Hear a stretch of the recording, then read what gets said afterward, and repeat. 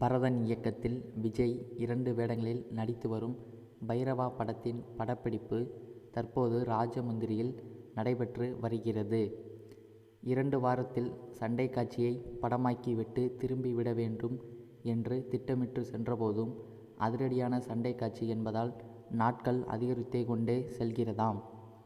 படத்தின் climax fight என்பதால் விஜயும் அதிக ஆர்வத்துடன் அந்த காட்சியில் நடித்து கொண்டிருக்கிறாராம். மேலும் பைரவா படம் திருநெல்வேலியில் நடக்கும் கதையில் உருவான போதும் இதுவரை அவர்கள் திருநெல்வேலியில் படப்பிடிப்பு நடத்தவே இல்லை. அதனால் இறுதிக்கட்ட படப்பிடிப்பை அங்குதான் நடத்த முடிவெடுத்திருக்கிறார் பரதன். ஆனால் பொள்ளாச்சியில் பொது இடத்தில் படப்பிடிப்பு நடந்தபோது பொதுமக்கள் அதிகமாக கூடியதால் படப்பிடிப்பு கேன்சலான நிலையில் இந்த முறை அதுபோன்று நடக்கக்கூடாது என்பதற்காக நெல்லை ஊர்களை போன்று ஒரு செட்டை சென்னையில் அமைத்து அதில் படப்பிடிப்பு நடத்துமாறு கூறிவிட்டாராம் விஜய்.